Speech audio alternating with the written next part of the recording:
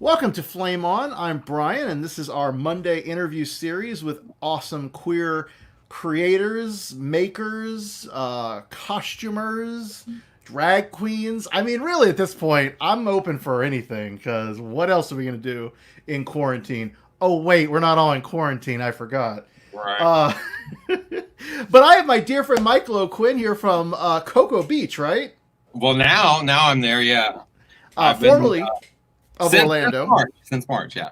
Since March. So okay. Before we go crazy, I mean, I've already shared a little bit with people on social media, but I'm describing you as a queer costumer, visual effects maker, storyteller, movie maker. God, you've done so many things in your life. Like, what hat do you wear the most, and do you like feel like is your best role or hat that you are proud of?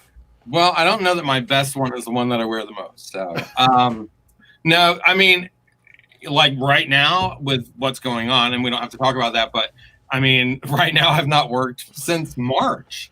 Oh. So now I have a feeling I have to take on a new career because I just don't see costuming because what I did up until now has been costuming for, the last 20 years off and on with other things. But yeah, I was just getting really good. Got in with a really good company. Everything was going good for a year. It was awesome, and then this happened. So now it's like waiting to. I don't know. I don't know how because we work with Disney. We work with the theme parks and cruise lines and things like that. So who knows? Who knows when that's going to all be back up? So I'm looking at other things, but yes, those things you mentioned, I have done. I think filmmaking is my favorite, but that's probably the one that I've done the least. Yeah. That's my favorite. Or film editing, actually. Editing is probably my favorite thing to do. Really? Film editing, which So is like the most tedious shit if you've I've ever done that. only ever seen, to my memory, the Wonder Woman short you did down in Fort Lauderdale, right? No, I did that in Orlando That was in before. Orlando? That was Oh, okay. before I even moved. Yeah. Oh, okay. That was So, that was that was like 2001 ish. That was a long okay. time. Well, is that on YouTube? It's either on YouTube or Venmo. I have to go back and look. I think I had put it on YouTube a long time ago, and it got removed. You know, so I try to put things on Venmo if I can, but it's somewhere. I'll make sure it's somewhere. I'm not sure. I really want to share it with the world. So if it is on Vimeo or if it's It's on on my. wherever, I did put it is on my Facebook. Actually, you can go to my okay, videos. I'll It is have to I'll have to try to make sure that our was our, audience. our, our Wonder Woman music video where she sings with a bunch of drag queens and fights off skinheads. Oh my gosh. It is great, and I think it'll give people sort of a taste because you did costuming for that as well as the That production. that movie happened because of the costume because I was working at Universal in costuming then, and I worked with this beautiful girl. She was Mexican. She was from Mexico. I mean, absolutely beautiful. Didn't speak really good English, but she spoke English. But she had a really strong accent, and she was just one of the nicest people you could ever meet. Very shy, very timid. Anyway, she came to me and wanted me to build her a Wonder Woman costume, and Wonder Woman's like one of my biggest heroes. And so I was like, absolutely, because she was perfect for it. I made this costume, and we paid attention to what she wanted, and of course I was throwing in. I wanted some of the '70s costume, but I wanted some of the comic book, and we got it just right. And as soon as we got it almost done, I said, we have to make a movie. I don't care what we do. And we ended up just with no money put together this music video, and it was just something we really did on a whim. I think we shot it in like 2 weeks, 2 or 3 weeks. Wow. But yeah, that was a long time ago. I So didn't even know you knew about that. That's so funny. you shared it with me. So Oh, for the viewers, listeners, whatever your role is here, I met Michael back in, oh gosh, 2012, maybe 2013. I'm not sure. When did you take over as the manager at Stonewall in it Orlando? was around then. I think 2012, somewhere in Okay. there. Because I met you after I met Pat, also from Flame On, of course, everybody knows. Right. And Pat worked for you at Right. that bar doing karaoke, and That's how I met you. Yeah. and And right. So I started hanging out all the time, and we got to hang out and spend time and because of uh, karaoke, it was our karaoke night. I miss karaoke. singing. I miss so much singing, by the way. Istanbul, not Constantinople. I just recorded me singing all of the parts, but I would love to sing that with you. What? No way. Yeah. What is I that just for? recorded Just for fun, or did Yeah, you? just for fun. I've Are been you gonna? recording shit and giving it to my mom and my friends, just me singing, because what else are you gonna do? Well, But no, I think that's awesome. You should. I mean, it's weird with copyright material trying to figure out yeah, a way to do it. But have you? I mean, we're by the way, if anybody is trying to expect some kind of outline or agenda here, don't expect that. We're seeing where the conversation takes us. But have you gotten into TikTok at all? the only reason I did is because I knew Donald Trump hated it, and so I was like, I got to get this, and I got it, and I love it. I love the creativity on Uh TikTok. oh. Like I haven't I think even we. posted anything. I haven't posted anything. I literally just sit there and just go through videos because I think it's such a creative outlet, a wonderful creative outlet. I would I don't love even to know the see. etiquette of it yet, to be honest with you. I would love to see you learn because I've been okay. So full disclosure, I was told by my employer, which happens to also be governmentally related to Oh, that nonsense. But I was told no, don't put TikTok on your work related devices. Thankfully, I have a cell phone that I have completely not allowed work to touch. Although I get like text messages, whatever. right. And I had fought it for a while because I was like, TikTok, it's like that new shiny. It's like the new Vine or something. I don't Right. care, whatever. Yeah, I know. And then my boyfriend got me into it.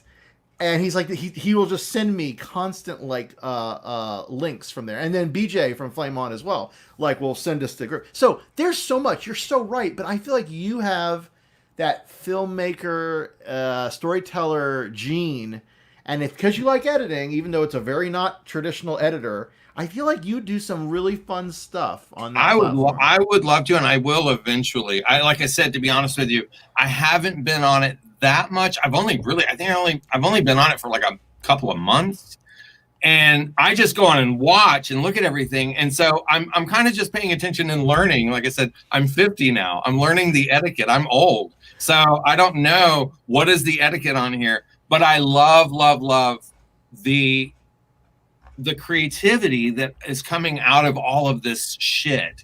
And you're seeing it through things like TikTok. So I love that. And yes, I will eventually do something on TikTok. I just have to figure out what. If you ever need any help, let me know because I also am learning and trying to understand the ecosystem because there's an ecosystem. If you just go in and you make your first TikTok, that's fine. That's fine. But if you really want to get involved, it's like any other system now. You have to know the conversations that are going on. Yeah. You have to know the tropes, and then you have to sort of.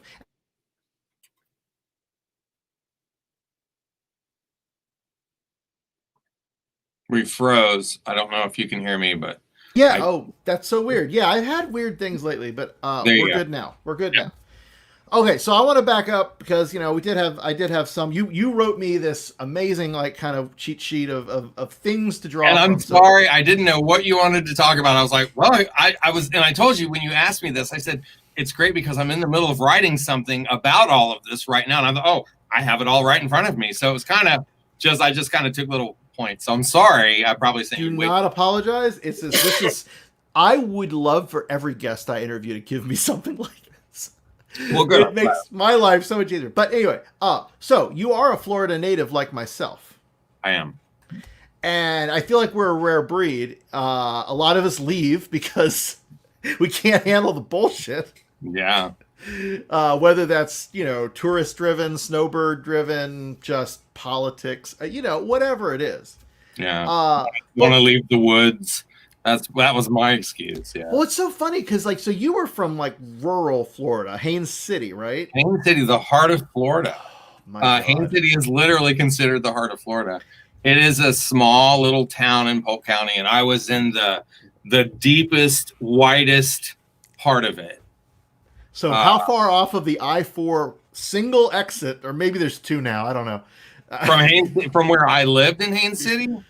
Oh, I-4 was a good 25 minutes away. Okay, so you really are deep in the heart of, okay. Wow. I-4 was Circus World. Do you remember that? Yes. Oh my That's where God. I had to get on I-4 from Main City. Where were you? Wow.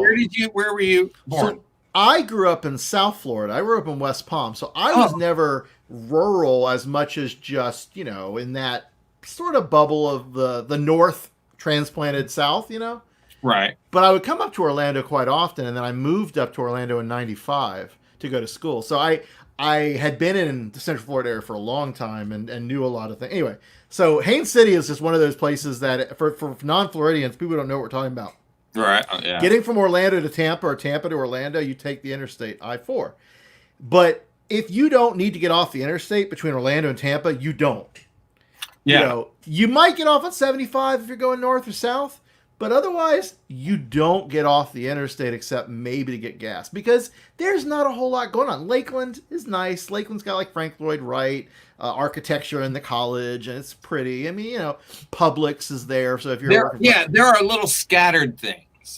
Florida has some really amazing things off of I-4, but they're so scattered.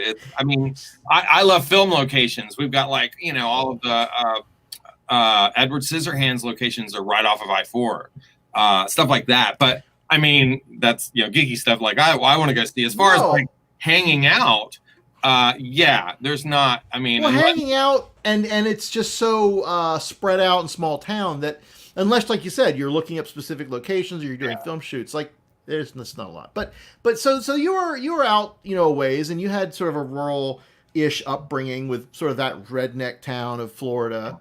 But you did come out fairly early in your not fairly early. I'm sorry, I misread that. I know you talked about coming out and kind of coming to terms with being gay in like high school, I think. Yeah. I came out as I was asked about it, from 14 to 17 years old.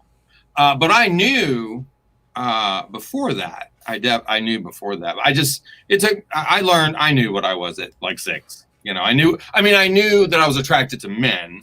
I didn't know what gay was, but I knew what I was attracted to. And then probably when I was about 8, I realized that was bad. So it took, a few years to figure that out. I've been thinking a lot about this lately. Who is like probably some of the early media figures that you identified with as a young gay man? Like who in the television, movies, like who did you see as representation in that? Well, I was so lucky to be like 13 in 1983, because that's when you have Madonna, Cyndi Lauper, Prince. Everyone was huge. The 80s were huge at that point, and I loved most of that. I was really, really into Prince. There was literally like 3 years that I only listened to Prince or Prince protege music. I was so into Prince. But Annie Lennox was a huge influence. Boy George, Cyndi Lauper, Madonna a little bit. And to be honest with you, I wasn't a real big, huge Madonna fan. I thought Cyndi Lauper, I was like, oh, she's the one. And she ended up being kind of the one now. There was a time where we thought, oh, there goes Cyndi Lauper. But it's kind of balanced out. Cindy's, she's still going. And she's having a great resurgence of interest in her career. Really, sure. Really is. And I got to meet her once, and she's teeny tiny, but she's really sweet. I just think she is so incredibly talented. I do. And Madonna's great as well, but it's a different thing. So. Was there like a TV show or some kind of movie that like you remember being like, oh, they're gay. Oh, gay? I see who I am now. The first movie I remember that it was really brought up was Victor Victoria with Julie Andrews. It was a Blake Edwards movie. Oh yeah. This movie, I can watch that. To this day, I can watch that movie and just love it. That was the first time I remember gay being brought up, like the word being used. Now, there were also, I don't know how old are you? I'm sorry. I know you're younger. I'm 43, but a lot of our references are pretty close. Yeah. So I don't know. Do you remember a show called Too Close for Comfort? Of course. Okay, so I got to meet Jim J. Bullock from that show who played, I can't remember the character's name. But he was really gay, and it's so funny because they never said he was gay, but Right. we all knew. And so if we were gay, that was like something we had that to look. And I got to tell him that, which was so cool. I said, you were like an idol that I knew, like it was somebody we could look at on TV at that time, because as you know, it was a very different time for television and film. So we didn't have a lot of gay characters. So when we had that, it was nice. And he was sincerely one of the nicest, funniest guys I've ever met. Where did you meet him? I interviewed him for a documentary that I did back in 2005 about Divine's mother, Frances' mother, Divine. And he kind of came into it in the middle. I think he was doing Hairspray, the musical on Broadway. And so somehow we got connected with him, and I interviewed him and Mink Stoll in the same hotel room in Hollywood, which is so bizarre. And I was doing Mink Stoll's hair, and Jim J. Bullock was throwing panties on lights to dim the lights. It was just so crazy. But anyways, Jim J. Bullock was one of those characters that we knew was gay, but never ever was said. That was never ever brought up. Well, that was that era, right? We had like Paul Lynde and the same kind of thing, and then even Liberace, kind of like everybody knows, but like he didn't like full on, come out at that time, or I don't remember at what point he did come out. But Liberace, there were old women that just thought he was straight, and I thought, what? I never understood that. But and same thing with Paul Lynde. I mean, Paul Lynde, I think people knew. Yeah, people knew, but it wasn't talked about. It was never. Jim J. Bullock, until years later, was not talked about, right? No, and that was in our, I think in the 90s, we had Ellen. I mean, Ellen was, Roseanne, believe it or not, as much as I hate her now. I don't hate her, but she's crazy now. She introduced a lot of great gay characters in the 80s. So, you had things like that. But, I was in science fiction. I was into Star Wars, which there were no gay characters in it then. There barely are now, at least in the movies, right? Yeah. How do you feel about that? Oh, Cuddy. What are your thoughts on that? So it's so fucked up, and by the way, we're allowed to curse in this. Thank God. There's no censorship, yeah. Fuck. Even though we're live on the, who knows could be watching it, but whatever. So you probably know about Drew. Put Drew in Star Wars. Did I ever talk to you about that? So a friend of ours on Flame On a long time ago was on. He was on about Star Wars because he was a big Star Wars fan. One of our show early on in the Flame On show, we had this guy Josh Yale, who's now with IGN, and they were really close. So he brought him in. Long story short, Drew died during Pulse. Oh, and we did a campaign immediately after Pulse, like almost within like a couple months, to put Drew as the first LGBT character in Star Wars because he was such a Star Wars fan. We thought it'd be really nice. It was a big important moment. We thought Lucasfilm would listen. Right. Joshua at that point had gone off to IGN, so he knew people in the industry and didn't go anywhere, unfortunately, which is really a shame. Other great things came out about Drew. There's a foundation that does good charity work, but nothing for Star Wars. And so years later, we get a queer representation finally, and what is it? The Rise of Skywalker. Right. We get the kiss. Yeah. Uh-oh, is that the first frozen. one? The first. Yeah, that one. Oh, there you go. Yeah. So the kiss. I may have missed what you said, but yeah. So last Rise of Skywalker, we get the kiss, and like it's this sort of side character. I forgot her name, and then this pilot. And it's like all 5 seconds? Not even? Oh no, it's not. It's like I just watched it. It's because I noticed that I was like, that was a lot faster than I remembered in the theater. It was maybe 2 seconds, maybe. And I appreciate that they did it, but it's not enough. Well, it's funny, I mean, right? It's not. All of us, I think, old school Star Wars fans. I agree. I think. Can you hear me? Am I? Yeah, you're good. You're good now. I agree. I think that, well, first of all, I'm happy to see that they're making the effort. I mean, that's good. I do think that you're going to see more.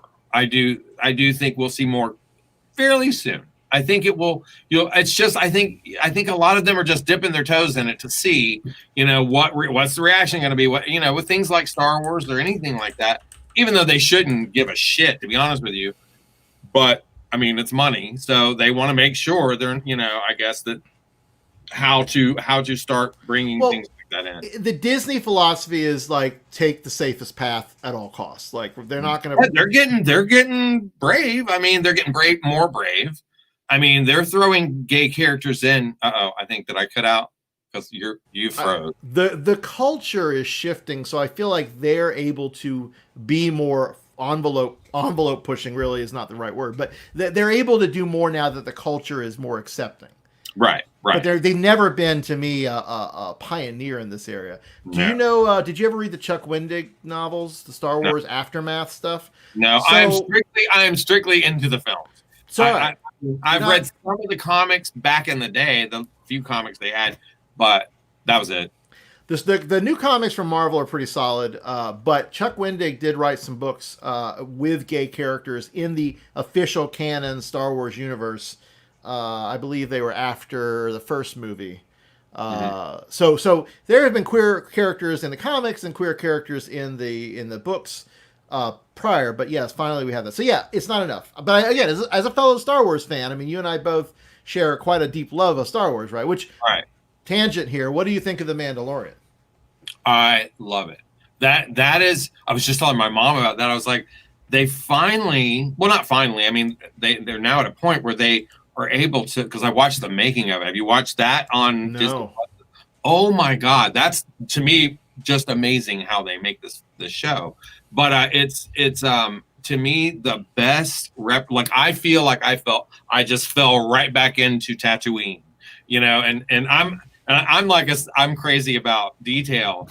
So when they went back into can I talk about spoilers? I don't know if people have seen it. Oh, at this point, yeah, I think okay. You better have seen it. So anyways, when they go into the cantina, and they're literally walking back into the original cantina from the original Star Wars. Have you seen it?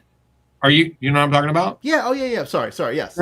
Oh, so they go in and there's robots working, which of course robots weren't allowed back in the day, and they sit in the exact same booth, and I'm like, oh my God, did they get that right? And they got it. I mean, like 95% right. Like you can look at it shot to shot; it looks pretty good. So I'm happy. I love it. I love Mandalorian. I am really interested to see what happens in the second season, but we're probably nerding out on stuff that I'm sure a lot of people love, and I really want this to be back to you. And I got excited because I'm like, I haven't talked to you about Star Wars in forever. But yeah, season 2 is coming out, so I'm very excited. Well, so going back to why I was into Star Wars, that was my escape.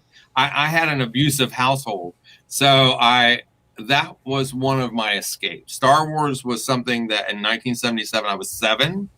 And I remember my mom taking me to see that movie, but when I saw Star Wars and didn't want to see it because I wanted to stay home and watch Shields and Yarnell. That's how gay I was. And probably your younger viewers don't even know what those words mean. No.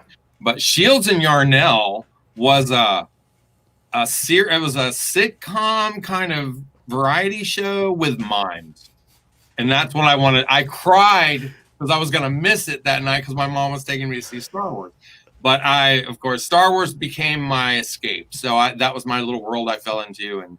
And for all the way through those first 3 movies, that was, I started getting older by Return of the Jedi. So, and by that time, my parents had divorced. But yeah, I also went through a divorce, situation. Although I was in college, so it helped being not like present. But it's a lot. You need that escapism. You need that outlet. You need to get out of there. But specifically an outlet, you started sort of storytelling and doing filmmaking or film whatevering when you were fairly young as well, right? That's probably the best way to put it. When I was really young, I had an 8mm camera, and I would take my Star Wars action figures and make little movies, or me and my brother would I have a movie called Super Shoes. I don't know. I was like 7 or 8. But I was just learning. I was really into special effects. I was really into makeup. Like I got into like special effects makeup when I was like 12. I mean, yeah, being gay, growing up in Haines City, I didn't have a lot of gay friends.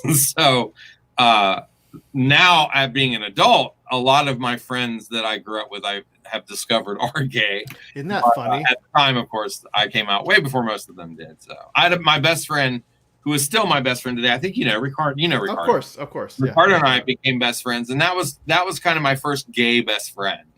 Gay friend.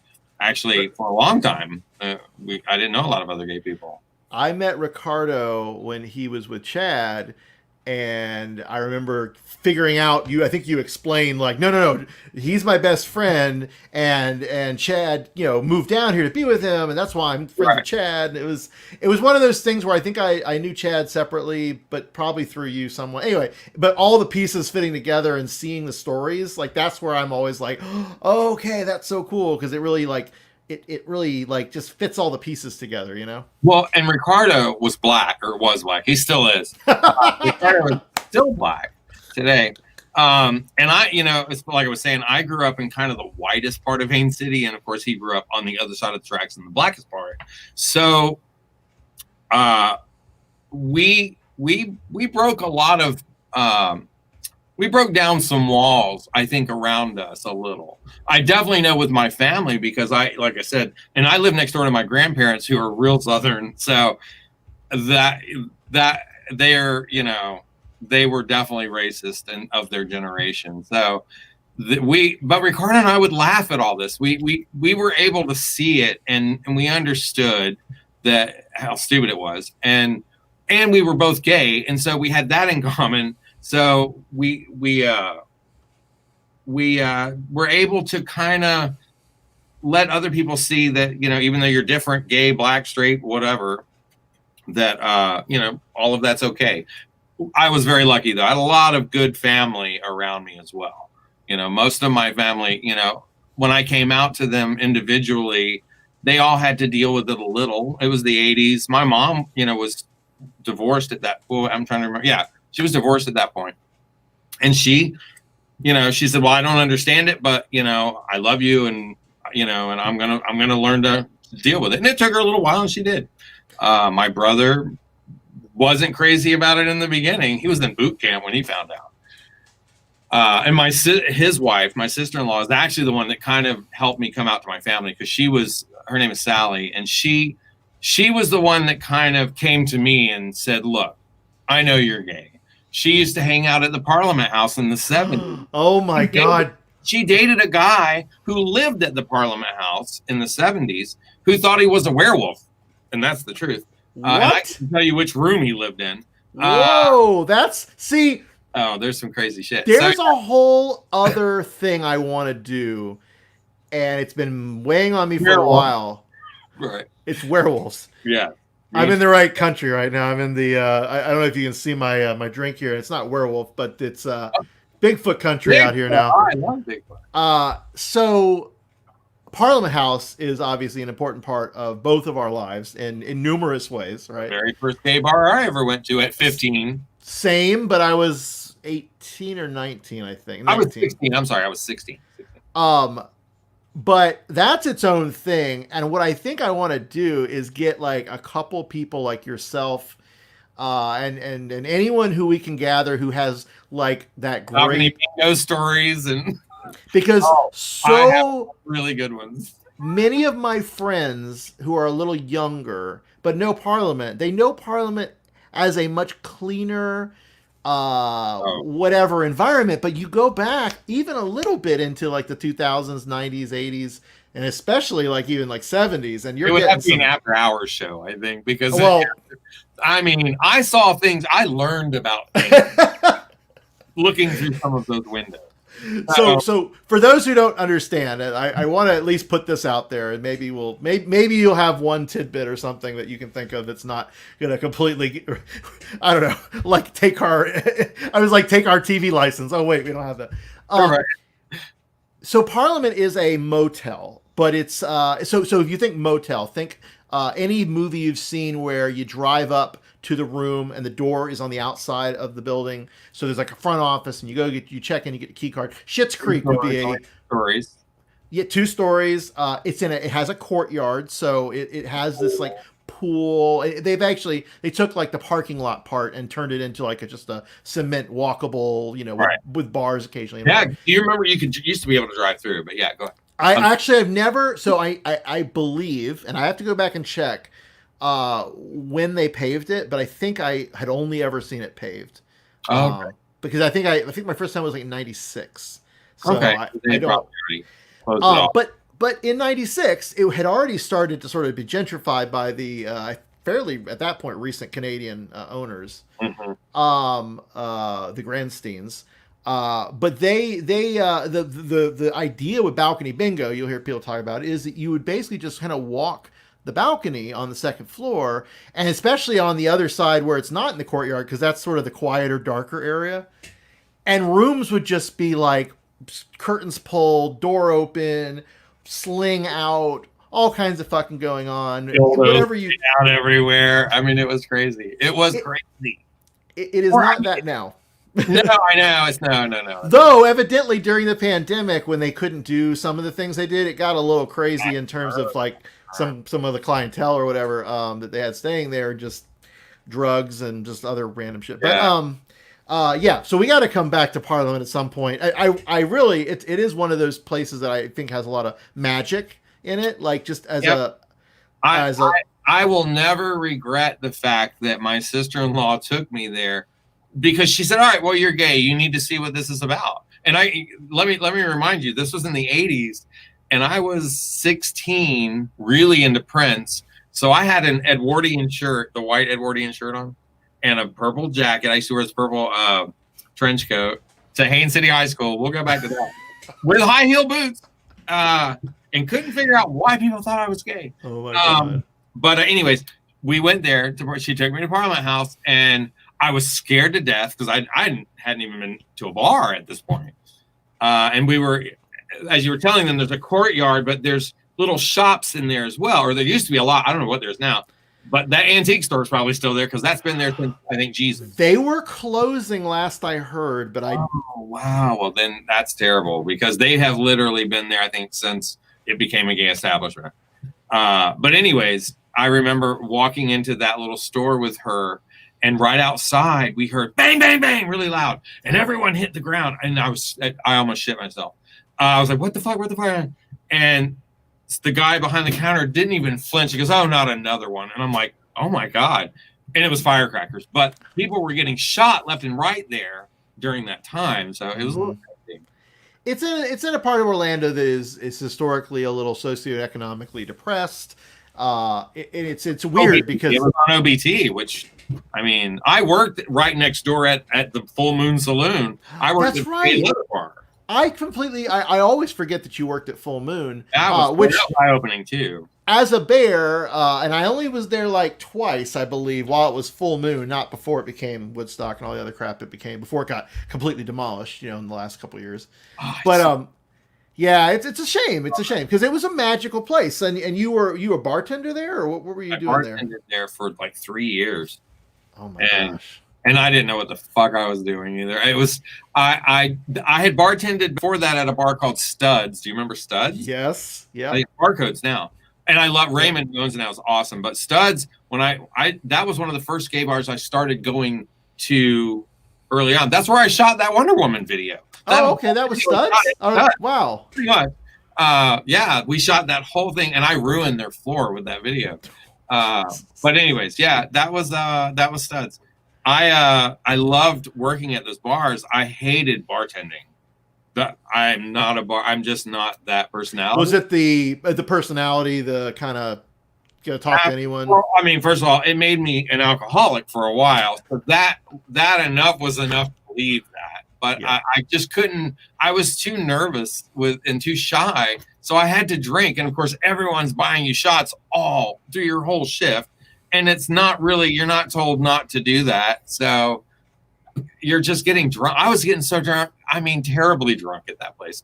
But I mean, on top of that, it was, I think I just can't deal with having to pretend that I care for these drunk assholes, when they're being assholes. And I hated that. So and my boss was an asshole too. He was that one of the owners of that? Long story, but oh my God, do what? Was that one of the owners of Full Moon? The owner was the original owner of the Parliament House was also the owner of Full Moon. When he died, he left the Full Moon to his partner, and his partner and Parliament House owners hated each other. So it was just a constant battle there, and I worked there during that. But anyways, yeah, I did bartend quite a bit later in Fort Lauderdale, where you came from. I moved down there for like 5 years, and that was fun because that was a very different gay world there, even than much more gay than Orlando. Oh yeah.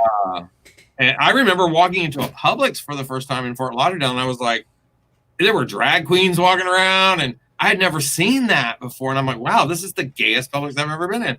And then once I moved there, it's like, that's just what it is there. It's like, and that was eye-opening for me. I hadn't seen that before. I feel a little bit like that when I moved here, even though I had, spent a lot of time in the gay culture in Orlando. Anytime I've been to Seattle and sort of just immersing myself a little bit, that I've been able to in the queer culture here, it is just so present in Capitol Hill and other areas. And it's just so more, not even accepted, like it doesn't matter. Like we're up north of the city here in Shoreline, and like there's rainbow flags flying, and like downtown Orlando with occasionally eventually we got rainbow flags, but that didn't like translate out of that area, the downtown area. So it is always a nice evolution of, you feel like you're like, oh, this is where I should be. This is where I really belong, like, and feel like I'm welcome. That is honestly, I think I could have spent the rest of my days in Fort Lauderdale. But once again, it was very difficult to not drink down there because that's just what everyone does, at least where I was. And so I knew that was not going to work out for me as well. Now, when you were down there, I moved back up here for the wrong reasons. But when you were down in Fort Lauderdale, is that where you met Francis? No, I met Francis before I moved down there for Francis. So Francis was Divine's mother. Okay.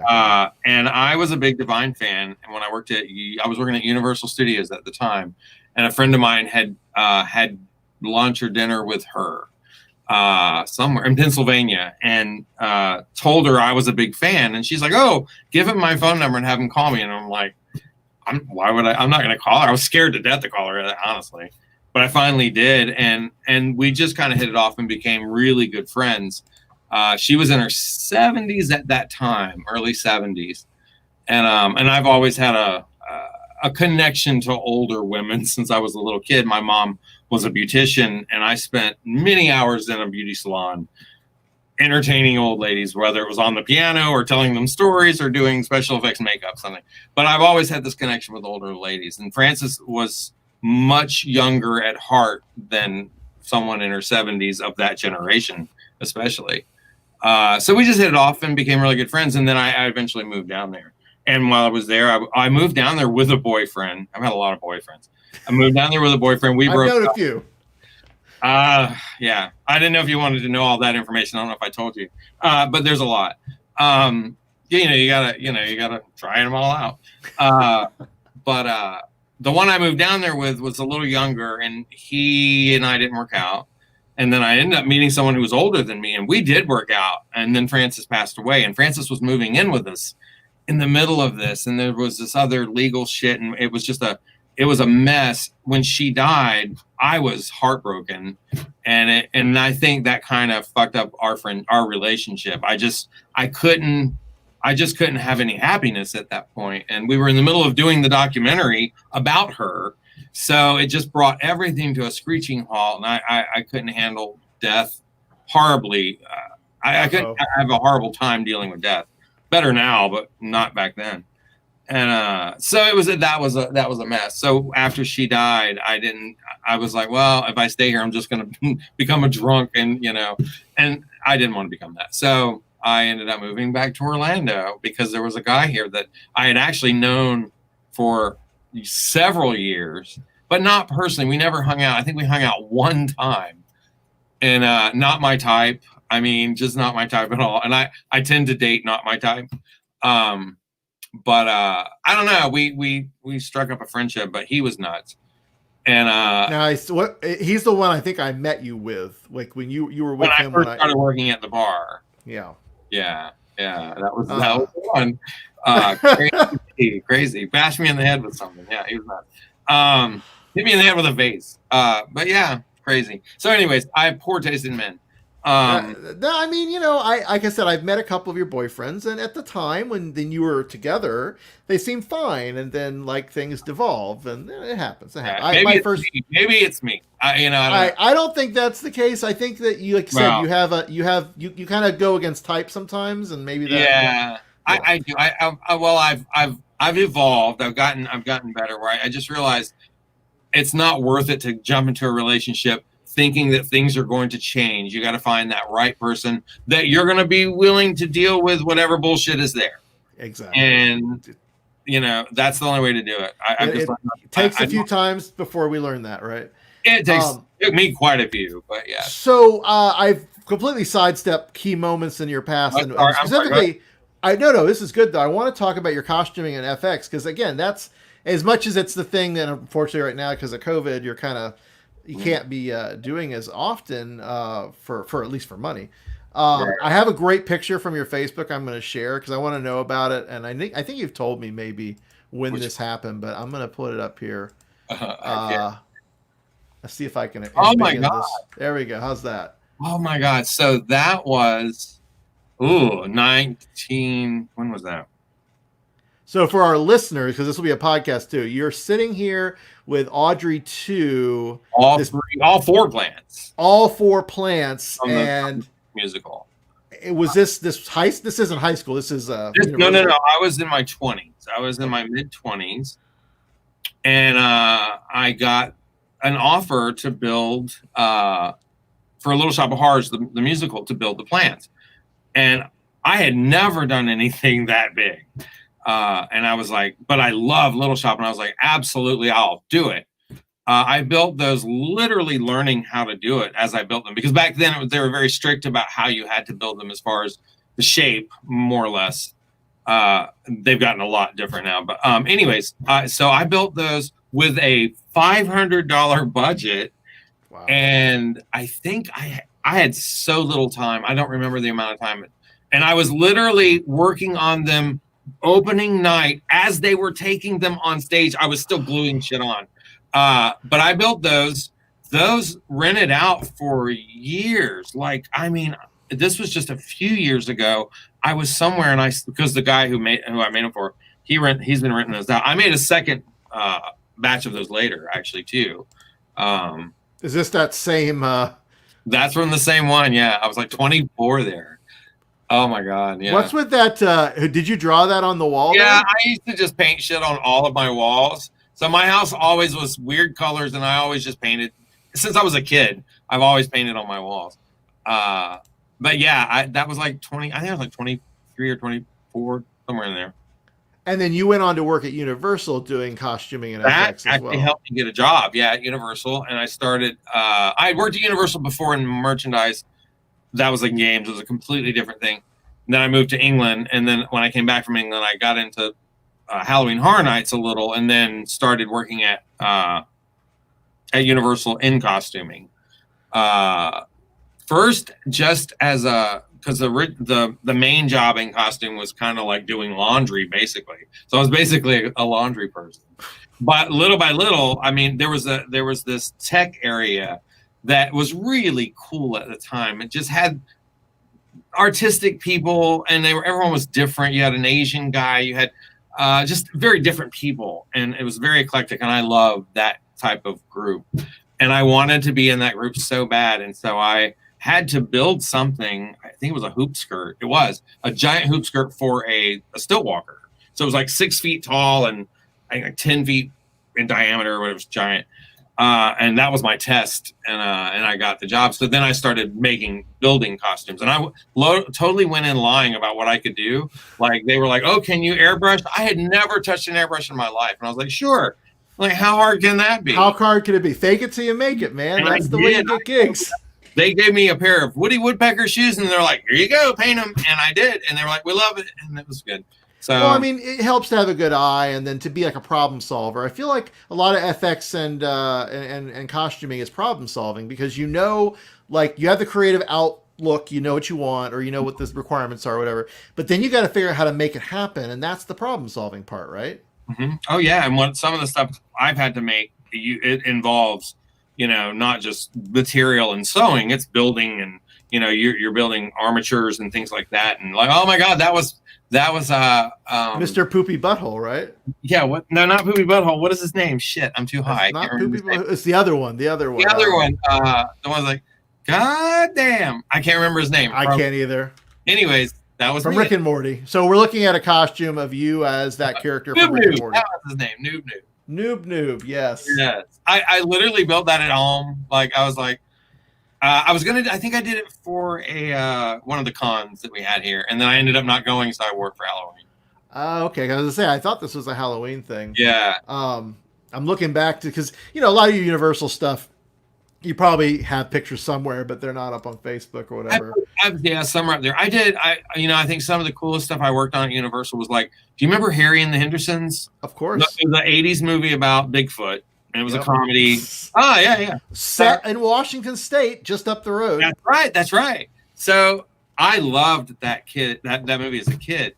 And that was one of our walk-around characters. And we had the hardcore yak hair costume there that was, it had a moving mouth and everything. It's pretty cool.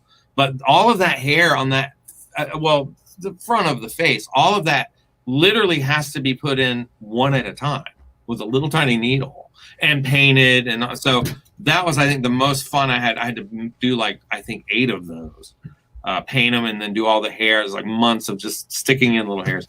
But stuff like that, I love that type of work. I mean, I'm okay with sewing, and I've done a lot of that, but it's as I've gotten older, it's hard to sit at a sewing machine. It's hard on your back.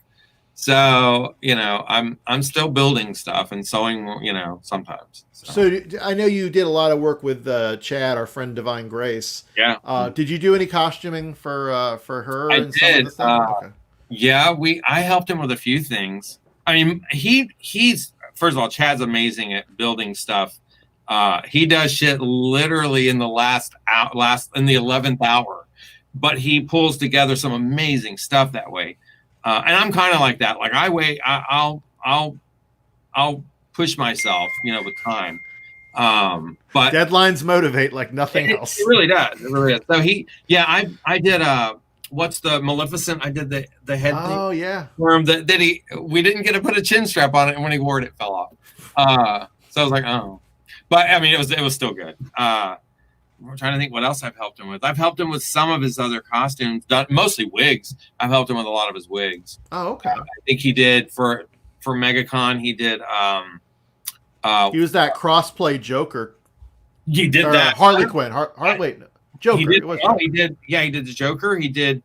Did he do a Harley Quinn? I don't remember. Poison Ivy, maybe. Poison Ivy is the one I helped him with the wig and some of that costume. But yeah. Yeah, that's been, knowing Chad, helping him with his drag stuff and some other drag queens, that's fun, to do. Because, most of the drag queens I've worked with have been really creative anyway. So I think, Chrysanthemum. Of course.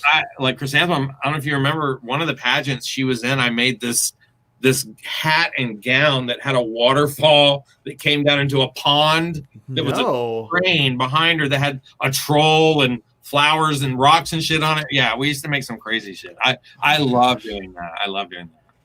So, I mean, is any of that, because I mean, you're out in Cocoa now. I know it's a little cut off. But is any of that stuff kind of still work? Are any of the queens that are performing now, is that still a thing? No, it's so weird because I've gotten so out of touch with that world because drag really changed in my years of going out. And it's not really like where drag was when I was hanging out in bars, had gotten to a point where it wasn't really entertaining to me. I like the old school drag, that I like the illusion. So I haven't done a lot. I mean, some of my friends, I just saw Chrysanthemum not too long ago. Oh, how is she doing? I don't think she's doing drag anymore. Yeah, she's doing great. She looked amazing. I say last picture I saw, Glenn had a full beard, was not. Yeah. Well, Chrysanthemum is hairier than Bigfoot. She's so hairy. It's so funny. The first time I was helping her backstage with some costume and she had to be completely naked and bent over, I was like, I can't even see your skin. You're so hairy. I love it. So, but yeah, I haven't done a lot of drag queen stuff lately. I'm trying to think. We did at my last job. I worked at a place called A to Z when all of this happened, and we did do some stuff for a drag queen there. Oh, but I can't remember her name right offhand. I didn't know her personally. It's funny because even though drag has definitely evolved and changed, I don't know if you watch any of the RuPaul stuff, especially over other countries, RuPaul Drag Race or whatever they call it. Like Holland just came out last week or 2 weeks ago, and some of their queens are doing some looks. And we even have a bearded queen now in RuPaul or Holland's Drag Race. Oh wow! Like I haven't even watched it lately. It's evolving in a way that I'm hopeful is going to bring back some of the classic drag tropes. And Canada Drag Race you do have to swing back and forth. I get that. Well, Canada tried to do something that I don't remember regular Drag Race, which they brought in one of the pioneers of drag, and unfortunately their name escapes me. But in Canada, someone who's probably in their 60s or 70s, and like. Orlando is bad because we've got some drag royalty in the city. That was one of my favorite things when I first started going out to gay bars in Orlando. The bar that I hung out at for several years was Southern Nights. Do you remember that? Of course. Over on Bumby. Southern was, it was fucking, I think the best, to me, that was the best. I had the best times at that bar. And that's where I met a very good friend who I'm still friends with today. And she was my very first drag queen. Later on, find out transgender friend. But at the time, the first drag queen that I ever knew was Paige King. And and it's so funny because Paige King is known as Orlando's finest chocolate, and she is, I think, one of the most sincere people I've ever met in my whole life. Like, she will hardly say a bad word, even when she would be on the mic trying to cut people down. She would cut someone down, and then she would kind of apologize because she's just really a good person. She's really sweet. But when I first met her, I didn't even know her at Southern. She was doing Jodie Watley. Remember Jodie Watley? Of course. From the 80s. She was doing a really good Jodie Watley at the time. And we, as a joke, set up a straight friend to come meet her as a girl. And we just called Paige and said, hey, we've got a straight friend who doesn't know you're a drag queen. And you got to remember, this was 1989, 90, somewhere like that. Wow. And we're like, maybe 91, actually. But she's like, sure, bring him out. She goes, I'll do my Jodie Watley show. And I was like, oh, that's awesome. So we totally set up a date with this straight guy. I used to play horrible practical jokes. Although this one turned out better than it could have, I guess. We brought him to Southern Nights. We told him it was a gay bar. We told him that she worked there like as a cocktail waitress or something, like they have cocktail waitresses.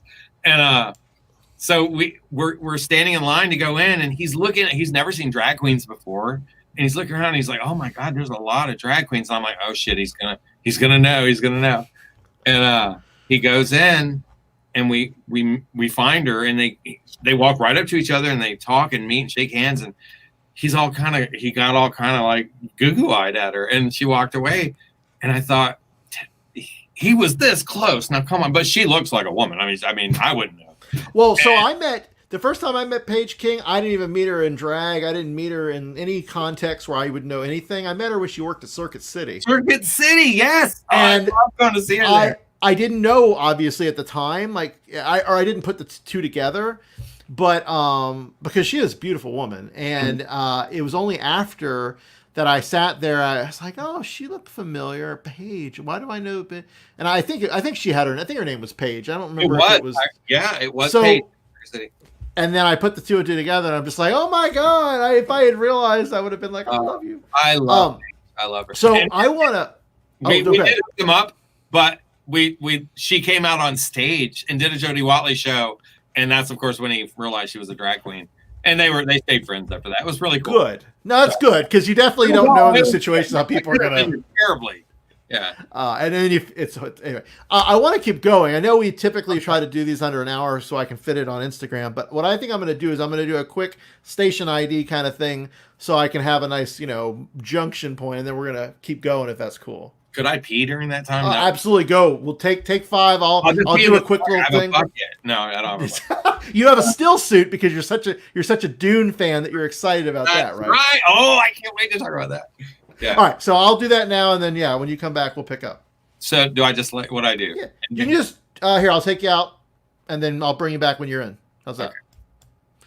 So you are listening to Flame On. We are listener supported. Obviously, if you are a longtime listener, you know about our Patreon. But if you're not, you can certainly find out more about our Patreon and the content we provide. FlameOnShow.com has links to the Patreon. Our social media, we've been putting these videos up on Instagram as part of IGTV. We put these up on our Twitch, or actually it's my Twitch channel, Curling Bear on Twitch, our Flame On Show Facebook, and our Flame On Show YouTube channel. If you're enjoying this content and you want to become a member, we definitely would love to have your support. We do put out Patreon exclusive content, Sip of Tea with Oral. I know there's a couple more coming. And of course, we are also, trying to do more with that.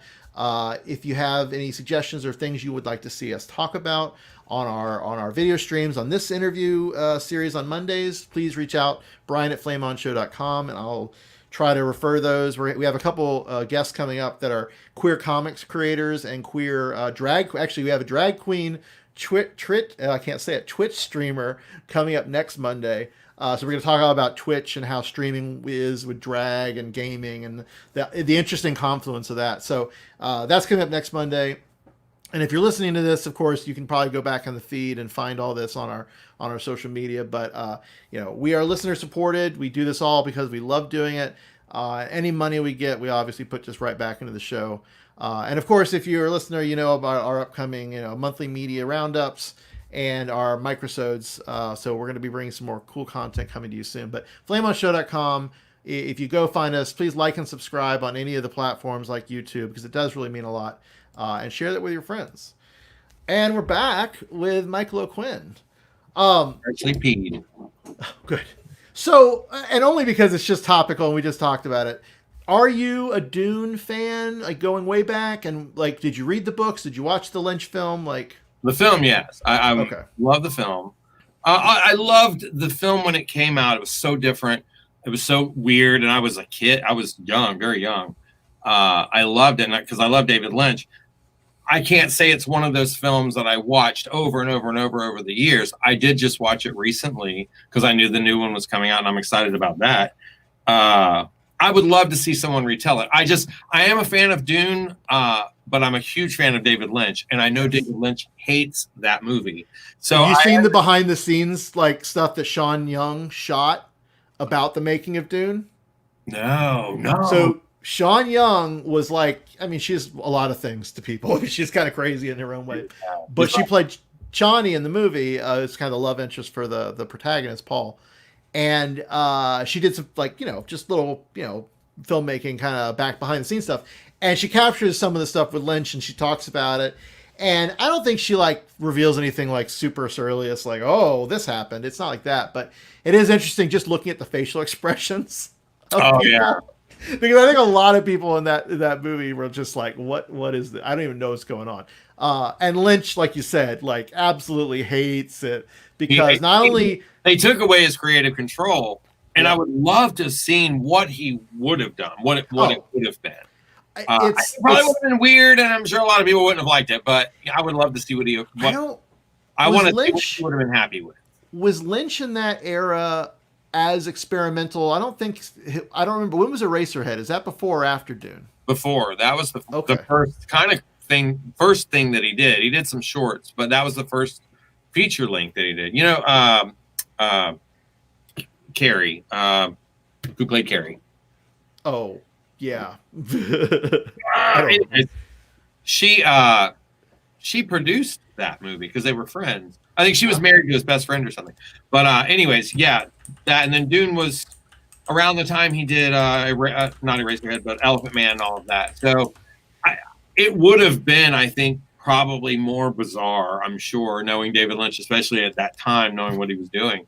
But I am a fan of Dune, but I think, I'm definitely excited to see what this new one's going to be. Have you seen the Jodorowsky documentary about the Dune that they wanted to make? No. All right, I'm going to do you a favor and see if I can send this to you somehow. Yeah, I would love You're going to lose your mind. Mm-hmm. I encourage the use of whatever your favorite edibles or it is one of those documentaries. you're gonna enjoy it. I Oh, think. awesome. Oh, please send that to me. Yeah, I would love Yeah. And it's funny because it kind of shits all over Lynch a little bit, but not Lynch as a director, Lynch as a, they didn't do this a weird, crazy, trippy thing, but instead they did the Lynch thing. And again, Lynch kind of lost control of it, and it's a whole thing. it. Yeah. Anyway, so yeah, Dune's Oh, exciting. I'm a big I fan. would love to see that. Yeah. I want to get back to Francis because I want to talk about your documentary you did, it's about Francis, a Mother Divine. Divine, of course, if our younger listeners or viewers may only know of Divine from like John Waters and Pink Flamingos, maybe hopefully, but his mom Francis, you were, like I said, you were very close with her, and you were working on this documentary. And where did that get like released, and what was that process we like? got it into some film festivals. Okay. A couple of those. Is it still out there in the ecosystem somewhere? No. When she died, we pulled it back because then we wanted to change the ending, and we had some differences in how that should happen. And I was very depressed at this point, so I kind of stepped away from it, and then kind of got back into it. We kind of re-edited it and got it to a point that we were okay with it. By that point, it was just other things were going on, and it was going to be a lot more money we'd gotten rights for all the stuff in it, but there were a lot of extra rights we would have to do to get it on Netflix and stuff like that. So I just kind of pulled it back and didn't really release it after that. We did show it we had several showings of it, and it was basically, the documentary originally was going to be a comedy. It was really about her. She lived in Fort Lauderdale. Well, she lived next to Fort Lauderdale. Just what is North Fort Lauderdale? What's that little area right above it? Oh, not like Boca, south of Below Boca. Boca. It's in that area though. Pembroke. Pembroke Pines is way down, but it's like around North Fort Lauderdale. And condo, all the old ladies, mostly old women. There were some old men, and they were just the most interesting people. And like I said, I've always kind of had an attraction to older women, especially not sexually, but just I've always been attracted to that. And there were just some really fun, interesting older ladies that she lived like in this building with, and we would go visit, and I would bring friends all the time, and it wasn't even about her being Divine's mother anymore. She was just such an entertaining, fun person to be around.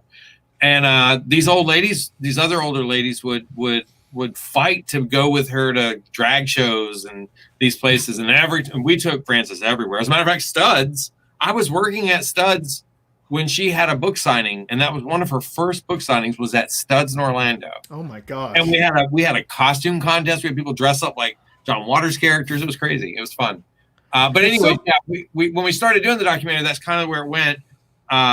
We didn't have a huge budget, but we shot, I think there was over 200 hours of footage, over 200 hours.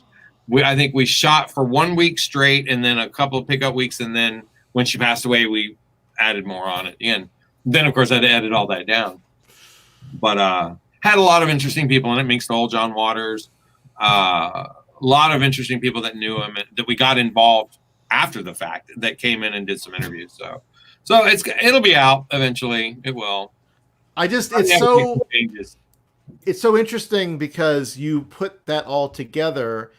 I believe it sounds like kind of a labor of love, for her. Yeah, I was getting paid. Yeah, we weren't getting paid. It really was for her. It was really for her. She was a really, it's interesting when you hear that generation talk about having a gay son in the 50s.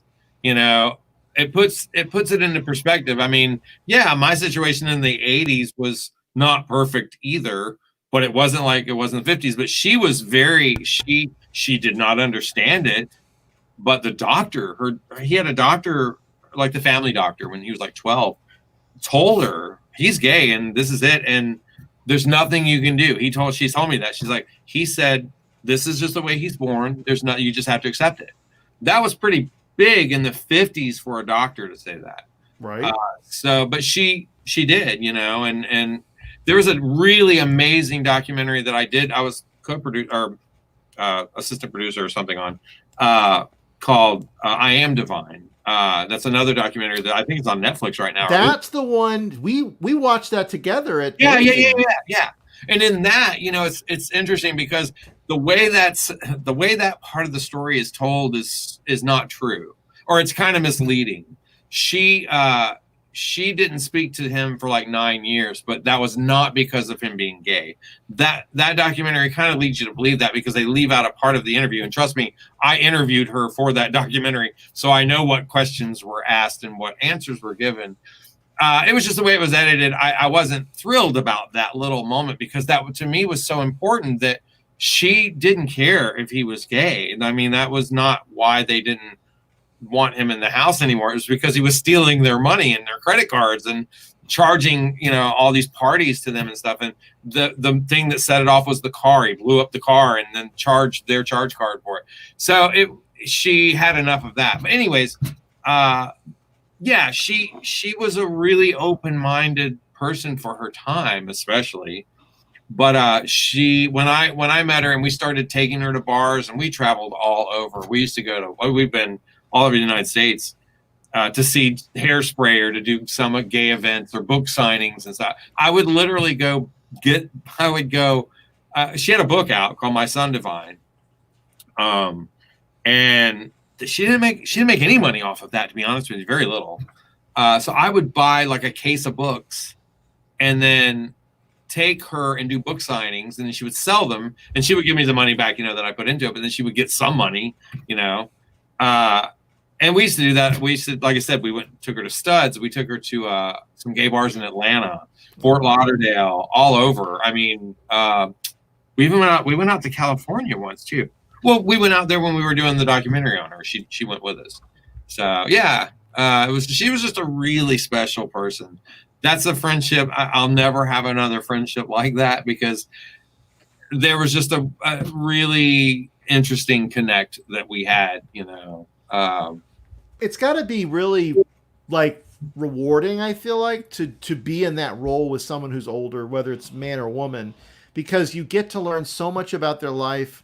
They get to convey so much about their life as it nears its end. So that in some ways, obviously, their memory lives on, but also to just have that interchange, and you get to learn so much. And it's got to be, like I said, it's got to be really special for you as a storyteller to make that something that you can share with others too. That is exactly why I wanted to do it. She, like I said, her being Divine's mother was a tiny part of her story.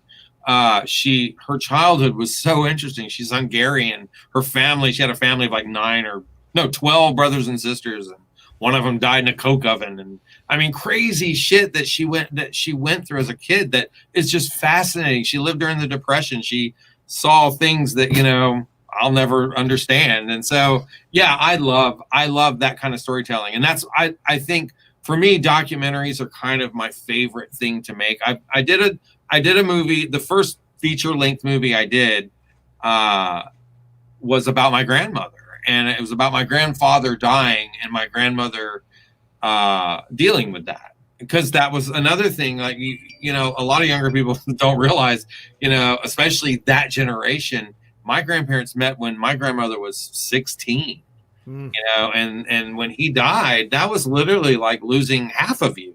Yeah. And she literally fell into this horrible pit of depression. And I didn't know some of this. I didn't know because I was already an adult, and was living somewhere else. But she really had a hard time dealing with it. And she started writing letters to him, like over a year. She wrote these letters like almost every day. And my mom told me about it, and she said, I got to give you a copy of these. She gave me these letters. And at the time, I was writing this other story that I wanted to make a movie about. I don't even remember what it was. And a friend of mine and I were working on this, and I got these letters, and we were reading them at work at Universal. And I let him read them, and he goes, that's what you need to make a movie about. And so we literally made a movie about my grandmother losing it was the most depressing. It's very depressing. Not my kind of movie, but I found that I could tell that story. I do have a knack or a love for telling emotional stories. So I with that one, and I didn't know, to be honest with you, I don't have that kind of self-confidence. So when that movie first played in a film festival in Orlando, I was so nervous I wouldn't even be in the room when they showed it. I was so nervous. Even when my family watched it, I couldn't stay in the room with them. And I was somewhere else at the phone, and I was walking back up the steps, and this girl was sitting on the stairs crying. And I'm like, oh my God, I'm like, are you okay? And she's like, I'm fine. She goes, it's that movie. She goes, and I'm like, oh my God, I didn't mean to do that. And she's like, oh no, it reminds me of my grandparents and what they went through. And I'm like, oh, well, that's kind of cool that I was able to reach somebody with that story, even though, that was something I personally would never write a fictitious story about that. But I love it. Is that something that exists out there? That is. I'm actually going to. To be honest with you, I didn't have it up for a while. The woman who played my grandmother passed away recently, and I want to put it back up for her family to be able to see and stuff, because she did such a good job. This woman lived in Clearwater and drove to Orlando. Every day while we were filming this movie for no money. Like, we didn't pay this woman, and she was amazing. But anyways, yeah. So.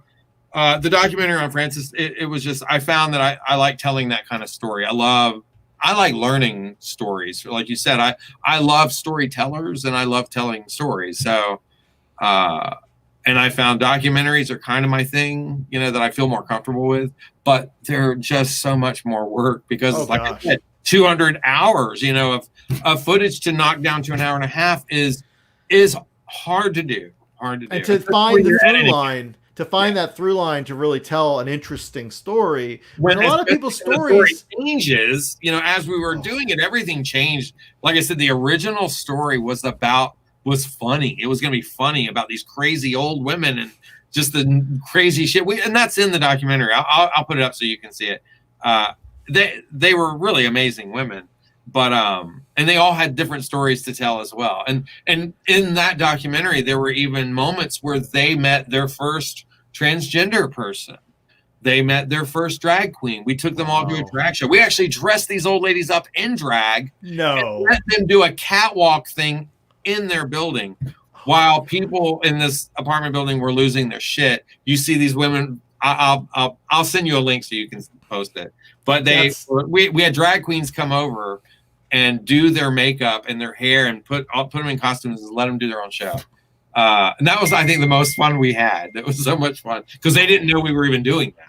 We totally surprised them with it. But that's so nice, though. I mean, it really, it's just, anyway, I love that you did that. And I want to talk about some of the other stuff we're going to get to about Stonewall, because I'm not leaving that off the table. Oh, yeah, right. Before I do that, I feel like it's appropriate for me to say to you or ask you, if somebody was doing this for you in, like, let's say like 20 years from now or 30 years from now, when you're well and proper retired, or, right, sunsetting your career, what kind of story and what kind of like thing would you want somebody to do for you like that? Would you want a documentary? Would you want, how would you want people to capture your life? There's so many segments as you're starting to see at 43. I'm finding at 50 that I can kind of break my life up into segments, and there's a lot of different things that have happened that were interesting to me. Well, to be honest with you, my sister-in-law Sally, who took me to the Parliament House for the very first time and opened me up to my family, she always said, and I've never forgotten this, and I've lived by this. She's like, basically, if you make your life interesting, you don't have to make up anything. And I've had a bizarre, and not always good. I mean, I've had some bizarre, crazy shit. Like, I think I told you about the trip to Tijuana. Yes. That was nuts. That should be a short film. I got dosed at a bar and ended up with a prostitute sitting on me, and running through the woods. It was crazy. But no, I'm sorry. I got off track there. Well, so would you want something that really does like kind of capture little moments throughout your different? Yeah, I have written, to be honest with you, I've written stuff. I've started writing my story, and I always have to kind of start it at different points. And that's why I was like saying, it's like, I found like at 30, I was a very different person. At 20, I was a very different person than I was at 40 and 50. So it's to me been cool writing this down now, looking at it kind of as writing my story, which, yeah, it would be great. If someone else wanted to do a story about me, I would say my teens and 20s were probably the most entertaining and most fun. That was, being openly gay in a time when it wasn't cool to be openly gay. I never, when I was in high school, and when I was in high school, and I was very sure of being gay, I never ever denied it. If anyone was ever brave enough to ask me, I was honest. It got me bullied. I mean, bullied out of school. I mean, I left that school and went to another school, and then left there and went to a vocational school because I was so bullied, and I was such a pussy about it. Now I'm like, oh, why was I such a pussy? But I was just so scared of everything at that point, and like I said, I was dressing like Prince in junior high and high school, not understanding why people are making fun of me. I'm walking around in high heels with a stone thing around my ankle and boots. But I wasn't doing that for attention. And I got into the goth scene in my late teens, early 20s. That was a whole different thing. That's a whole nother area of my life. I mean, so many crazy things happened in that point.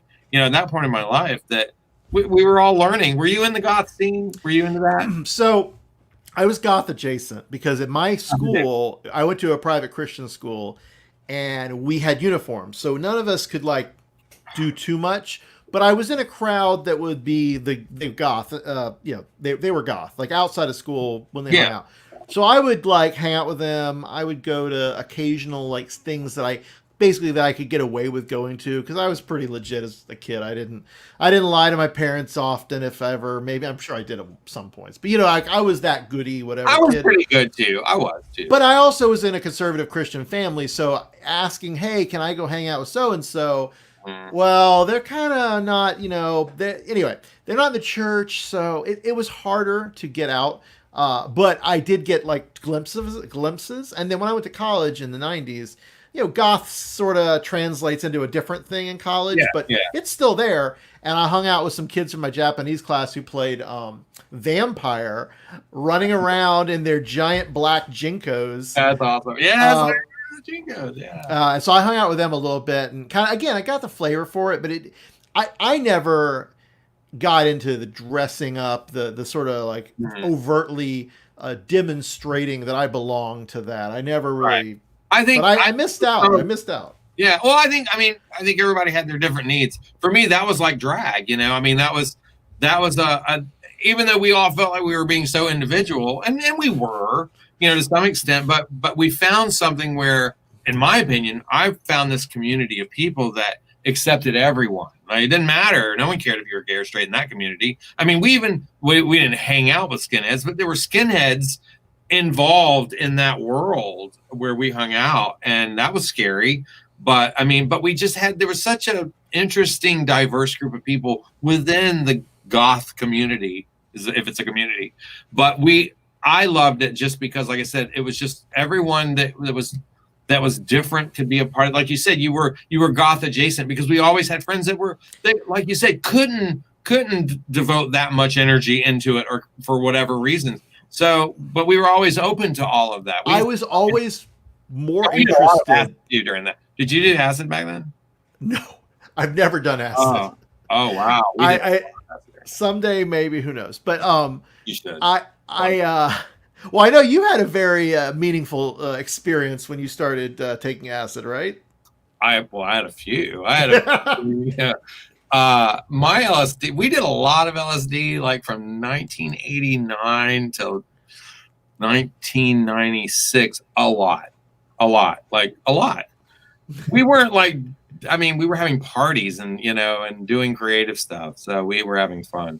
I always said, out of all the drugs I've done, that to me is the one drug I think everyone should try once. Just try it once. It's not going to hurt you.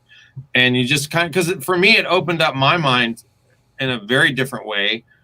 In my, when I was 19, I tried that, but I already had a pretty open mind, I thought, but with that, I just became so open to so much more. And I was able to break down whatever shit that I was taught up to that point and kind of rebuild it back up to what made sense. So that's how I see acid and LSD. Not something I wouldn't want to do. I did it recently. I did do it recently, and I had a blast. And because I'm like, I'm 50. Am I too old for this? No, you're never doing it. But I was like, Dennis Leary did it until I think he was. No, to be honest with you, it's been since I've been in quarantine or whatever, since we've been in this apocalypse. I was like, somebody brought me some. I'm like, fuck it, I'm going to do it. And I did. And I had such a good time. But no, I mean, not everyone should do drugs, but no, during that time, I mean, for me, like I said, we had the goth scene, and then we kind of came out of that, and it was kind of the hippie thing was getting a resurgence. Do you remember? Yep. And it was also around the time of like D-Light and all of that. So everything got funky and fun, and that kind of world, at least with my group of friends, we kind of melded into that a little, and and then kind of went on to do other things. But I love that. I was attracted to people of that creative type or expressive, really, is what it is. Whether it's creative or not, they're being expressive about themselves and what. Right. And the alternative was, I was in the band nerd community, so like we had that community that was really creative and passionate. I love the band kids. I had a lot of band friends. A lot of crossover for sure, but to us it was like, who else we can hang out with? The jocks? No. Right. But one of the things that I really was thinking about when I first pitched you to come on here is I want to come back to the bar scene in Orlando, and this is interesting because Stonewall in Orlando has had quite a history, even if it's been around a fraction of the time, but like Parliament House has been around. But you were there for a very important era where I really felt that it was really kind of a creative, fun, funky, weird place to be, way more even than the Parliament House in certain ways, because it was it was so much more raw. That was okay. When I became a manager there, the prior manager, who I'm still friends with today, he's awesome. Who was the prior manager? James's ex-boyfriend. Oh, Drew. Oh yeah, okay. Drew. Yeah, sorry. Yeah. I'm high. I can't remember shit. Drew had just left for whatever reason. I can't remember. And I don't even remember how I started there. But, I was already working there on movie night. Me and Taylor were doing movie nights. Yes. Oh my God. And that was so much fun. See, that what you were getting to, I won't tell my whole story about getting my job, but that was what I loved about working there. So we had Taylor and you and Pat and a lot of Timmy, all these people that were all so fun and willing to just do whatever. And I wanted to just put on shows and show movies and whatever. And me and Taylor did our movie night, where we kind of did the Mystery Science Theater thing, which you and I have in common. Freaking amazing. So happy that you used to come to movie night, right? Yeah. Yep. Movie night was so much. We had a really fun time just getting super drunk. That once again, I can't be a bartender because I'll just drink too much. But we would get so drunk and just talk through shitty movies. And I used to that was my favorite night of the week. Even once I became a manager, I would just work that night for free for fun. Really? It was just fun. We would get costumes and dress up and do things and all kinds of. I was going to Parliament too at that point because Pat was working at both bars, and I was starting to meet some of the people at Parliament and all that. But I really learned a lot about drag, and met a lot of queens, and just got to really see behind the curtain more with my experience at Stonewall. It was just such an interesting community, and like I said, the karaoke we would do, the events that Pat would put on there, and that you would put on there. Like I used to love, like I had the pleasure of getting to kind of be the creative person for the drag shows. And I think the drag queens hated me at first because I just wanted to do shit that I like. Do you remember we did a 50s night? I wanted to do Yep. It was called Shaboom. And I remember Shaboom. And it was so funny because we decorated that whole thing, and I put together all the video stuff and all the music, all the drag queens. Like a lot of the drag queens I was like, they were younger, so they were like, I don't know what to do, and I would give them songs to choose from. Like, just so I was giving what's her name, Tasha, Tasha Royale Sheridan, Ruth Brown song, and she had never heard of Ruth Brown, and I felt terrible for her afterwards because I felt like, I pushed her to do that, but she did a great job. But it was we had shows like that. We had Studio 54. Were you there for that? Yep. with Randy from the Yeah, I got to meet Randy from the Village People because of you. Randy is awesome. Randy is so much fun. Randy is, I probably shouldn't say that. Randy is still living like he's in his 20s. We'll just say that. And he's almost in his 70s, or probably is in his 70s now. But that man, I hope that I'm still going that strong when I'm. Is he live in Central Florida?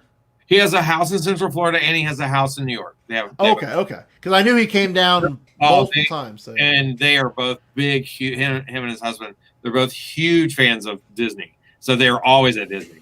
But yeah, Randy is a sweetheart, one of the nicest people you'll ever meet. He was the cowboy, right? He was the cowboy, the original cowboy. And when we did Studio 54, I made the big moon with the spoon and the cocaine and the light. Do you remember? I made that. I think it's still on the wall now at Stonewall. I think Taylor. Well, it was months ago before all this started.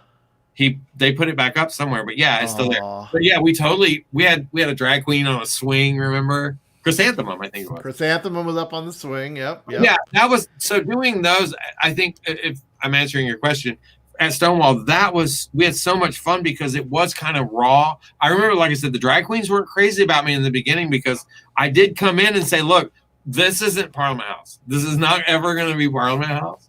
I'm not saying y'all are low rent or anything like that, but let's just call it what it is and let's make it the best of what we are, which I thought was amazing. So, right, because it wasn't taken very well, but they caught on, and I think they liked it as much as I did.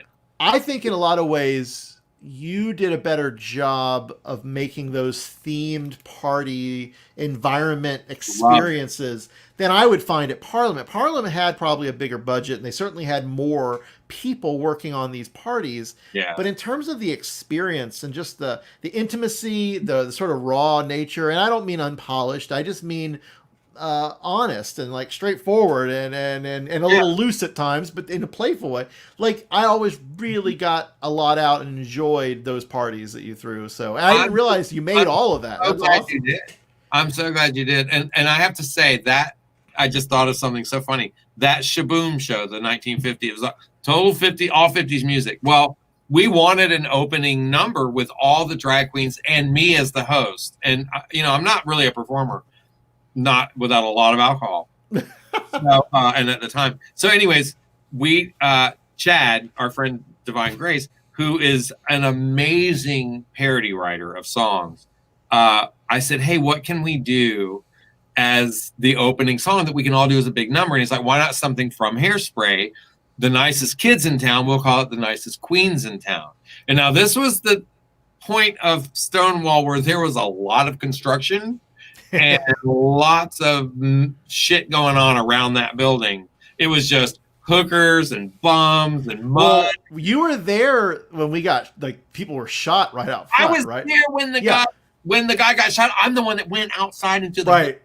I don't know what I was thinking. Were you there that day? Yeah, I was there because Pat was doing karaoke, and then we were stuck there for like 3 or 4 hours. I wasn't even working that day. I had to drive up there and pick something up. I don't remember what it was. I walked in the door, and the bartender, Timmy, said, the cops are on the phone. Somebody just got shot outside. And I'm like, what? And I got on the phone, and I was like, I don't know what just happened. I literally had just walked in the door. And they said, somebody just shot someone in the parking lot. And I'm like, and I just walked outside, walked right into the middle of 3 people. Now, one is on the ground, blood and guts pouring out of him. The other one is just walking around in circles holding a gun. And then there's another one completely covered in blood. He had long hair. He looked Asian, completely covered in blood, standing up against the thing. And I'm on the phone in the middle of all this. And the cop's like, what's going on? I'm like, I don't know. I'm like, and I was so mad. I was like, there's one guy here. He's doing like the jig of death. He's not going to make it. There's another guy here with completely covered in blood. And there's a guy over here with a gun. I don't know what's going on. And it was a big mess. And do you remember what that was all about? A PlayStation 4. Or a fucking PlayStation 3. Or like, whatever. It's funny because that area, like I said, socioeconomically it's in the same area as Parliament. And it's even worse in some ways. Well, but that time, the crime was bad because of the construction. Because it's actually near the historic, oh God, what's the area called? I want to say Eatonville, but it's not Eatonville. No. It's, shit, what is Paramore. Paramore, yeah. Historic Black community. And because of, like you said, all that construction and all the stuff going on, and then eventually because of the gentrification that they were doing with Church Street, Right. it was just pushing things in bad places, and that shooting had nothing to do with any of that. Literally, I think they just were like, we want to get away from the police station or something. Right. But what I was going to tell you is that song we did, Oh, he yeah. did a parody of it called "The Nicest Queens in Town," and he wrote all of these lyrics about the bums outside walking through the mud, and the water feature that was going to happen.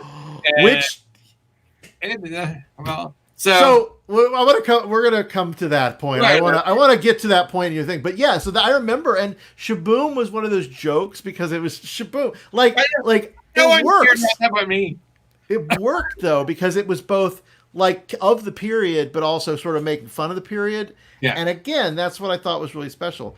Now, your relationship with Stonewall unfortunately did fall apart at some point, and I know that there was some issues with, like, you know, Pat and then Chad and then you, but I don't think I ever quite got the full like story. Oh, and so I don't know if you want to share it.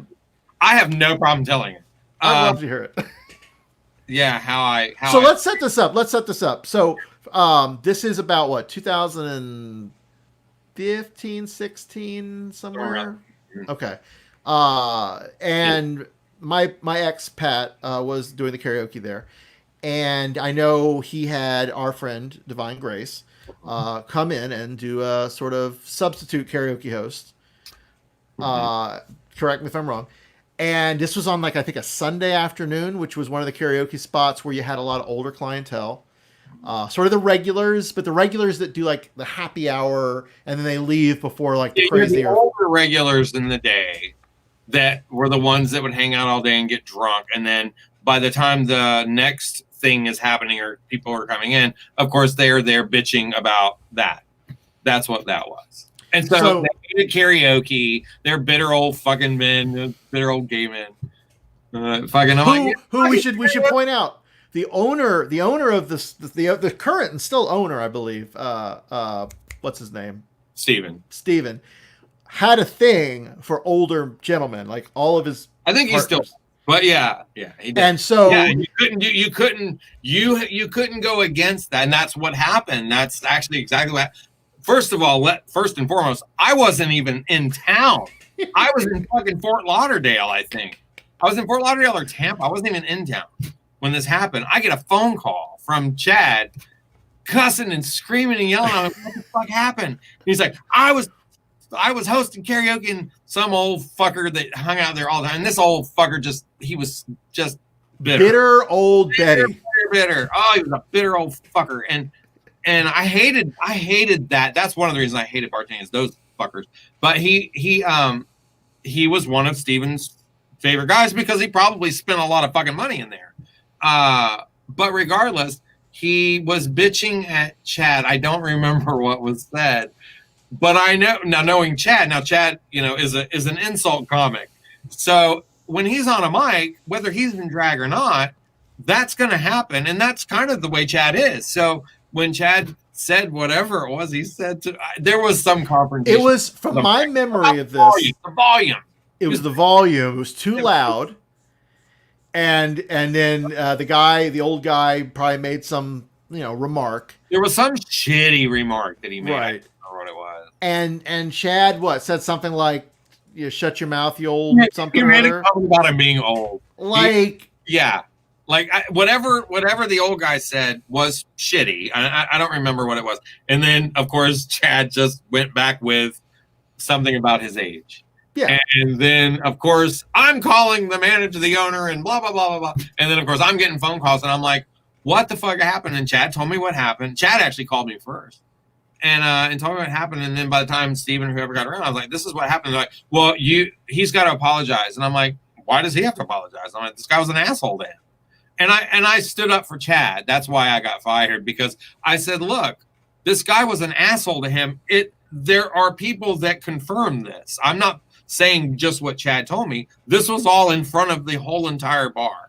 This old fucker was an asshole. Chad fucking went back at him harder, and he got his feelings hurt. And I stood up for Chad, and I got fired. So that's why I left. That was Isn't it crazy? And the bar scene, and I'm sure you've seen other experiences like this. So much of it is so fucking batshit, like not it is. professional. And I Not have to say, when I started at Stonewall, I thought, oh, I just met Steven. I known Steven for years, and I thought, oh, he's got his shit together. He's younger, and I thought this is great. And he did. Steven had a lot of really amazing ideas, but the water feature. the water feature. I mean, God knows, and I hear that's nothing now. So you haven't been back there since they did all the refurb. Oh yeah, I've been back. So you've seen the water feature in its form. I thought when it was working, and then I thought it wasn't. So I don't know. I don't know what it is now. So for those people again who don't stand in it, they don't know the area, they don't know this. So Steven, the owner, obviously wanted this water feature, and when they had been talking about redoing this bar, which was a 1-story, smoke drenched. I mean, you could not go in there for more than a second and not come out unscathed and not smelling of nicotine. It was intense. And I smoked back then, and I remember that was tough. But for the longest time, Steven was like, we're going to rebuild this. We're going to modify it. We're going to put a water feature. And so originally, I think it was supposed to be like a pool.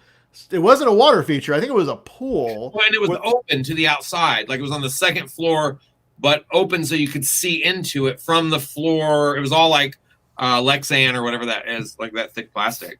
Right. And so, the idea was as both a promotional thing for people to sort of see from outside, but also for people to enjoy from the inside, they could have people in the water feature, hot tub, whatever. Merman, things like that. And, it took years, but eventually, finally, I think, I don't know. They did it. They did. It did work for a little while. For a little while, they had mermen until code really enforcement. I mean, I still have friends that work there, but I don't know what happened. I don't know why that stopped. I don't have the story, but code enforcement, I think, got involved, and they said, all right, mermen, not so much. Again, I think they were having people jump in with the mermen. Like, there were other issues involved, too. But I will say, I shot a music video with Taylor, and we shot some stuff with him in that water. Oh, did that you video. really? At least it worked out for that. I actually have mermaids. The mermen are in that music. I shot a music video for Pressure Kitten featuring Shamrock.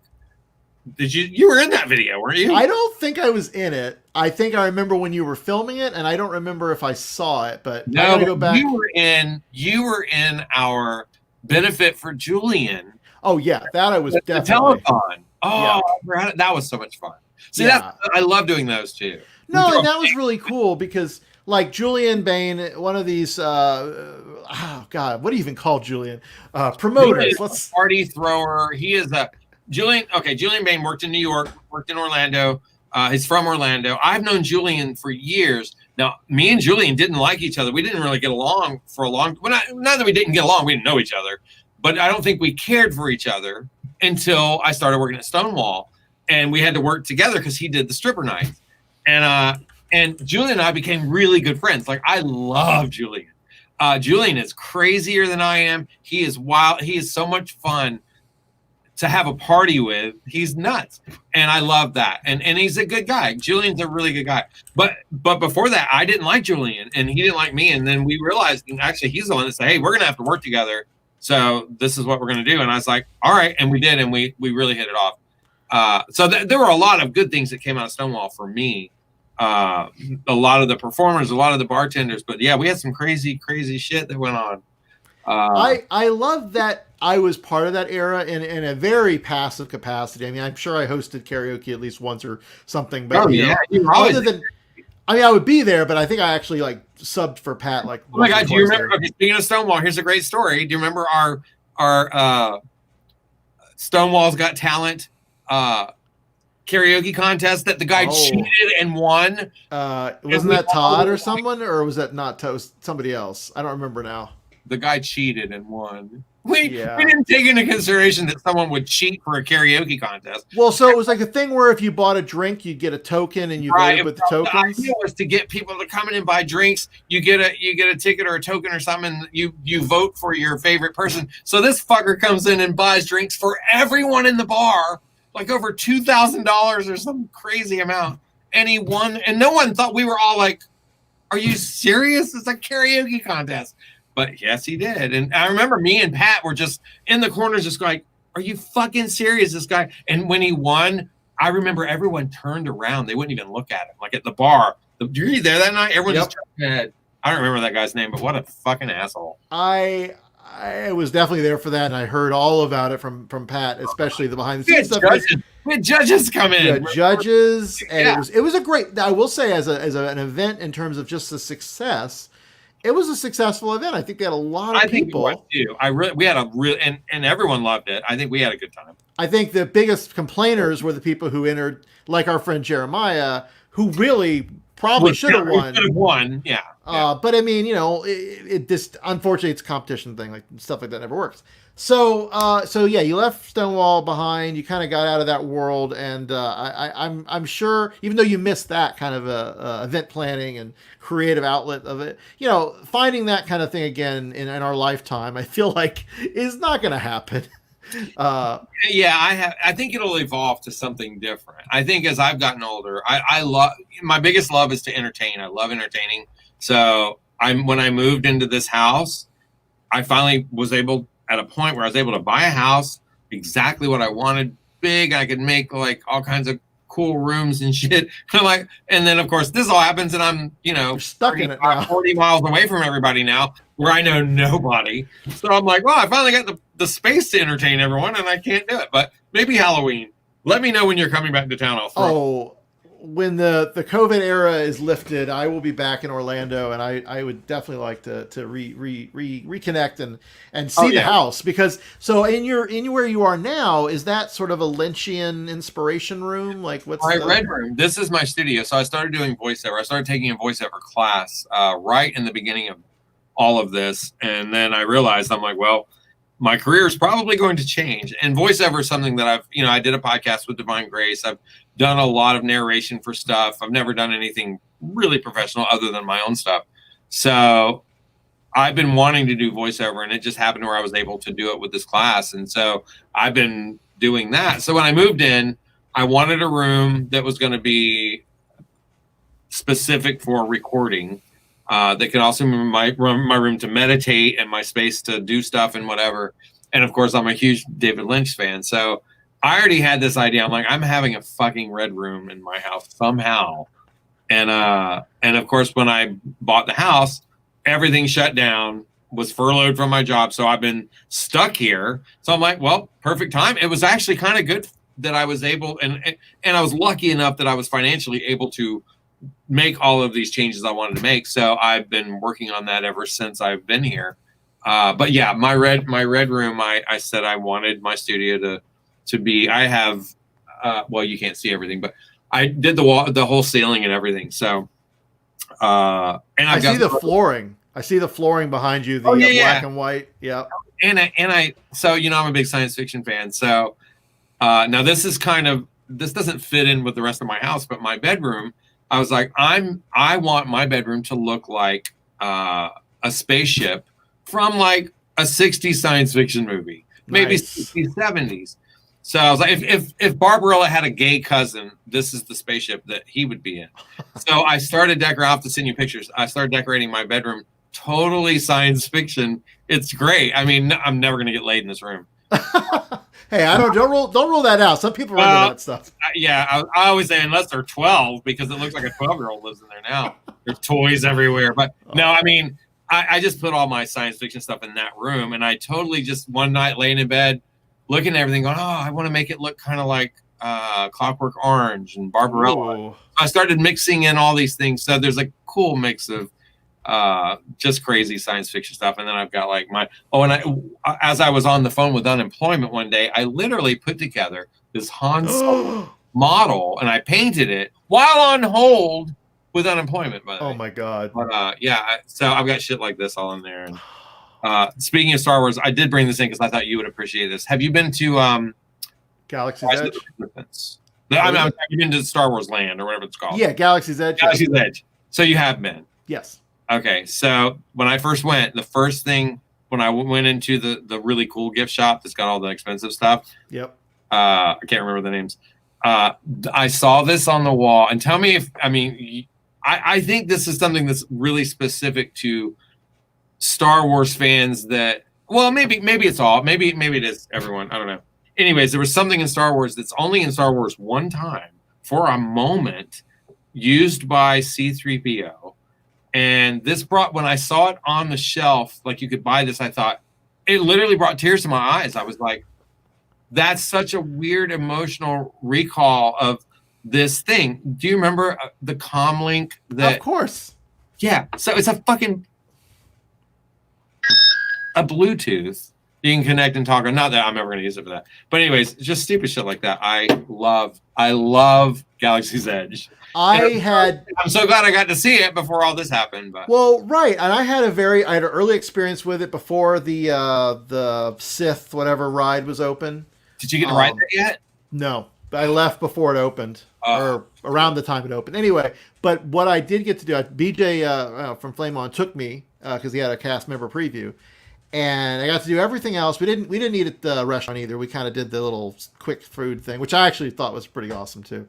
And we drank the blue milk and the green milk and all that stuff. But I got to make a lightsaber. Oh, and I didn't know that I would be able to because it was like a pre-ticket thing. But then they had extra spots, and I actually have video of the whole process and ceremony and. It was a religious experience for me. Yeah. It is. Well, I know. I get it. I know. So yeah, and you know, all of the attention to detail in that park is totally worth it. When COVID is done, I'm going to try to go down to the one in LA or in Anaheim so I can see the differences. And I mean, I know it's very similar, but yeah, Star Wars is important. But I want to finish this. You know, originally I told Michael, I'm like, look, we'll try to do it in under an hour because that way I can put it on Instagram. And then I was like, nah, we're gonna have too much to talk about, and we got so much more. We could spend hours.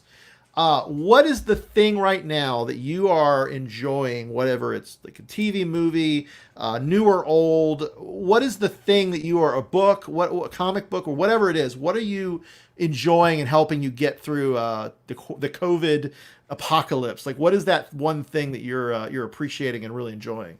Well, I do feel like I'm running out of things to watch on. I don't even have cable. I just stream everything. So I have Netflix and all of that. Amazon, everything. I've got too much. I mean, Roku. I have Roku, so I have 10,000 fucking channels to watch. And my mom's been visiting me on and off, and I feel so bad for her because I make her watch all of my shit. So I even tried to make her watch Twin Peaks. I'm like, just get through 3 episodes. For me right now, I'm trying to think because I am kind of watching a lot of different things, but I do tend to watch a lot of movies as well. I'll go back and watch movies. Right now I'm kind of in an 80s horror movie era right now for me. I mean, like, what is it? Stars. I got a free week or something of that. And found they had some really cool documentaries on horror movies. Shudder. I love Shudder. Oh. No, Creep Show on Shudder. I fucking love that. I haven't seen that. No. Oh, they have a series. And if you liked Creep Show, the original Creep Show. Yeah. That's when I was getting into horror makeup, when I was doing makeup, and that series is just like the original movie. It's really so good, but better done. It definitely makes you feel like that movie. So Shudder, I've watched a lot of that. I'm trying to think what else. I've been listening to podcasts and well, let me think. What am I watching? What's a podcast that you like have to watch? As soon as it comes out, you got to listen. Gilbert Gottfried is, I think, one of the funniest people. Like, for me, like, I'll watch podcasts. I'll listen to podcasts on anything from Dolly Parton to Twin Peaks to whatever. Gilbert Gottfried and his amazing Colossal podcast that he does. I love movies, and so that's kind of one of my favorite things to listen to. A good friend of mine, Christopher Schmidt, got me hooked on them. That's one of my favorite podcasts. I'm trying to think. Another series, like, I've been watching some things on Netflix, like Dead Like Me. Oh, yeah, that was really well written. I just started watching Ratchet, which I'm familiar with, but it's good. I love the look and I love the acting, but other than that, I don't know that I care enough about the characters yet. Yeah, it's so funny. I know I had to go. I better go back and watch One Flew Over the Cuckoo's Nest. I need to do that too. I did see it. I'd say I've seen it in the last year, but it's been long enough that I need to watch it again because I wasn't paying that much attention to her. Right. I'm interested to see. I love Sarah Paulson. I love everything she does. Like, she's never done wrong. Never, to me. Like, every American Horror Story season, every single character, she's flawless to me. She's perfect. So her as Nurse Ratched was amazing. She's so far. great. But other than that, I haven't gotten hooked on the story yet. And Ryan Murphy's, it's funny with the whole, we were talking about, gay things and entertainment. And I don't know if this is an age thing or if this is just me, but it is weird when I feel like someone is just trying to throw in as much gay stuff as they can. Like, I feel like, okay, like it doesn't have to be everything. Now, I will say, 2 days ago, I was flipping through, I don't know what channel this is even on, the new Batwoman series. Yep. I didn't even know about it. And I was like, oh, let me check this out. And then, of course, I think second episode, you find out she's a lesbian. And I'm like, well, that's pretty fucking cool because I haven't really seen that. I mean, I'm sure there are in comic book characters, but I haven't seen that on a television show. There are relatively few queer comic book characters, and she's one of the biggest. So yeah. Yeah, so that was kind of cool. But when I feel like Ryan Murphy, I feel like he pushes it. He does. Did you watch Hollywood? I didn't because of that. I am not gonna lie. I started watching. I'm like, this is almost too gay for me. Go back and finish it because I know. I don't know if anyone told you. I did like it, but it was a little gay. I was like, it's very gay, but I love what they had a gay dildo. No, I love what they accomplished with it. You really should just finish out. The Politician's the other one. Ryan Murphy at his best, I think, is The Politician. No, I haven't seen that either. So maybe I need to watch Outstanding. that. He is really amazing. I don't dislike anything that he does. I feel like sometimes it's like, okay, you don't back off on the gay stuff a little. I mean, I don't need that in every scene. But I mean, at the same time, I'm glad he's able to do it. I'm glad we're doing that. But so yeah, I didn't finish those yet. I will get into them. Ryan Murphy, I do love. I could go back and watch any American Horror Story season almost. Like not the latest. I love the Freak Show episode series, and I actually was looking at pictures earlier, and I didn't put this one up. But let me it's gonna be what I think it is. It is. Let me see if I can get that out here before we wrap up, because again, it talks to your makeup and this time my makeup because this was done in like 20 minutes, but it still looks good.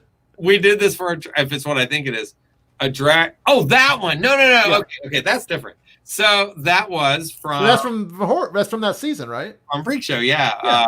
Kathy Bates's character. I know what you're talking about. I'll find that too. It's Pepper because I did Pepper. Let me find that one too. But I did that. Me and my friend Katie did the Fat Woman and the Bearded Lady for MegaCon and Halloween, I think. Kathy Bates, another one I fucking love. She's what was she just in that I watched? I can't think of it now. And I'm mixing her up with somebody else. But yeah, and it's so funny because Ryan Murphy has built the stable of these actors, some of which haven't done work like major TV in forever. So it's neat to I love seeing. I mean, everyone in his shows are amazing, but I mean, I love seeing some of these women that we haven't really seen in a little while. That he's just they've blown up through him. I love that. Okay, I found Pepper. I'm trying to find the right shot here. Let's do. If you can't do a link to the video, because that's probably better than a picture of that. Because that was literally we did the name game. Oh no, that's not Pepper. That's from. I forgot I did that. Oh, that's not Pepper. Wait, Pepper. Oh, that's the. Pepper. Oh yeah. Yeah, the Pinhead. I did her, but that was for a drag show, Chris Anthony's drag show. But that was also from American Horror Story. What was the clown's name? The clown was from Freak Show, same season. Can't think of the name of it though. And that guy, the guy I'm with in that picture, was a bartender at Pulse, and he was there for the shooting. He's the guy that you always see in the shot of them pulling out of all the people carrying in the street. That's him. He's a great guy. He's a great bartender. Oh, wow. I didn't even realize that was the connection there. So yeah. I don't know where the picture of Pepper is. I'll have to find that and post it. Oh, yeah. But no, I mean, I love doing those kind of. I hope that you get all of the time. Well, it sounds like you are, to really get your new house fully realized, so that when I do make it back there, we can have a grand adventure and party. But Absolutely.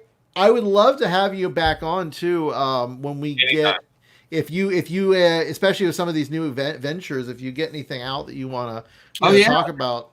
definitely. Yeah, there's a Uh, couple things I'm working on right now that is keeping me going. So, well, see where whichever one of those takes off. So, I really appreciate your sharing your stories, though, because I've learned so much from you, and you are such an inspiration to me as a slightly younger but still contemporary of what a crazy life I could also have, and the creative. we didn't even tell the stories adventures. about me dressing up in drag and going to my high school to get some. I pretended to be a girl's mother in high school and went to the office to get her out of school dressed in drag. Did you get away with it? Another time, we'll talk about that. All right. Well, that's a great. Yeah. We'll definitely have to come back and revisit some Yeah, of these. definitely.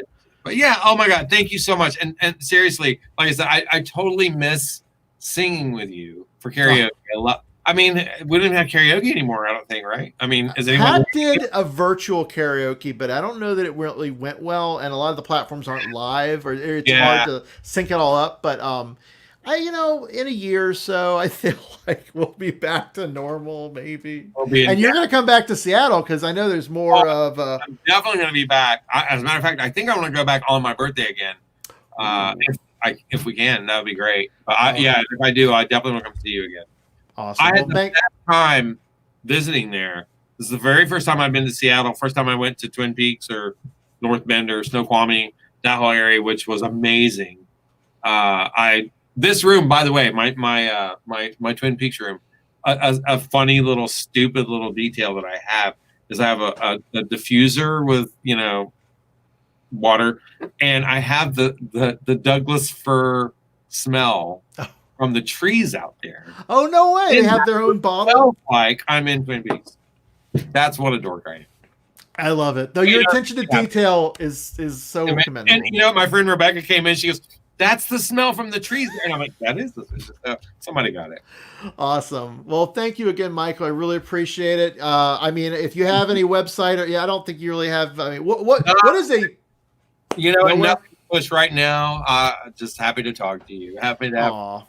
It's been really serious. I miss you. You're a lot of fun. Oh, and I miss my Mystery Science Theater nights. We could do that somehow. I feel like virtually. I feel like there's a way to do it. I would love to figure that out. Also, real quick before we break, I always forget this. We have a couple people who commented. Mary Hood. I went to school with her. No way. I sure did. That's a great picture. I'm not even sure. It's about her too. But and then my friend Jacob, who I think you've met, pretty sure you met.